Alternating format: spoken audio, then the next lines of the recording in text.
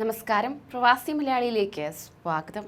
പ്രവാസികൾക്കേറെ സന്തോഷം പകരുന്ന വാർത്തയാണ് പുറത്തുവരുന്നത്. ഒമാനിൽ പ്രവാസി തൊഴിൽ വിസകൾ പുതുക്കാൻ വൈകിയാൽ പിഴ ഈടാക്കില്ലെന്ന് റോയൽ ഒമാൻ പോലീസ് അറിയിച്ചിരിക്കുകയാണ്.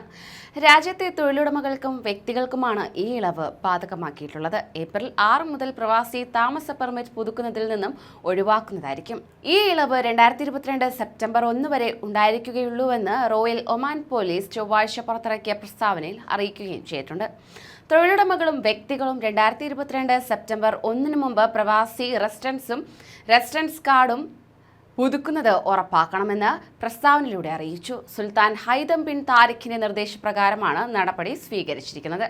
ജൂൺ 1 മുതൽ പ്രവാസി തൊഴിൽ വിസ ഫീസ് കുറയ്ക്കാൻ മാർച്ചിൽ സുൽത്താൻ അധികൃതർക്ക് നിർദ്ദേശം നൽകിയിരുന്നു.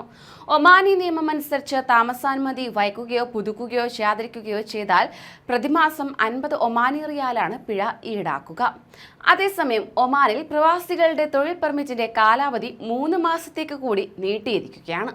മാർച്ച് 31 തൊഴിൽ പെർമിറ്റ് കാലാവധി അവസാനിച്ച പ്രവാസികൾക്കായിരിക്കും ഇത് ബാധകമാക്കുക. കഴിഞ്ഞ ദിവസമാണ് തൊഴിൽ മന്ത്രാലയം പ്രവാസികളുടെ തൊഴിൽ പെർമിറ്റിന്റെ കാലാവധി സംബന്ധിച്ച അറിയിപ്പ് നൽകിയിരുന്നത്.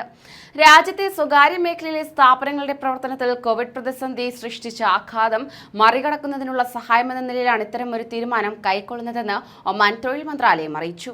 പുതിയ അറിയിപ്പ് പ്രകാരം മാർച്ച് 31 കാലാവധി അവസാനിക്കേണ്ടിയിരുന്ന തൊഴിൽ പെർമിറ്റുകൾക്കിനി ജൂൺ 30 വരെ കാലാവധി ഉണ്ടാകും.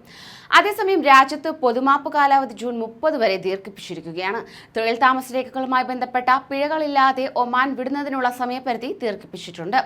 ജൂൺ 30 വരെ ഇവർക്ക് നാട്ടിലേക്ക് പോകുവാൻ സാധിക്കും. 2020 നവംബർ 15 മുതലാണ് രജിസ്ട്രേഷൻ ആരംഭിച്ചത്. അനധികൃതമായി രാജ്യത്ത് തങ്ങുന്ന പ്രവാസി തൊഴിലാളികൾക്ക് ഫീസുകൾ പിഴകളുമില്ലാതെ സ്വന്തം നാട്ടിലേക്ക് മടങ്ങുന്നതിന് തൊഴിൽ മന്ത്രാലയം അവസരം ഒരുക്കിയിരിക്കുകയാണ്. റെസിഡൻസ് കാർഡ്, പാസ്പോർട്ട് കാലാവധി കഴിഞ്ഞവർക്കാണ് ഈ ആനുകൂല്യം ഏർപ്പെടുത്തിയത്. തൊഴിൽ പെർമിറ്റുമായി ബന്ധപ്പെട്ട ഫീസുകളും പിഴകളും ഒഴിവാക്കുന്നതായിരിക്കും. കൂടുതൽ പ്രവാസി വാർത്തകൾക്കായി ഈ ചാനൽ സബ്സ്ക്രൈബ് ചെയ്യൂ.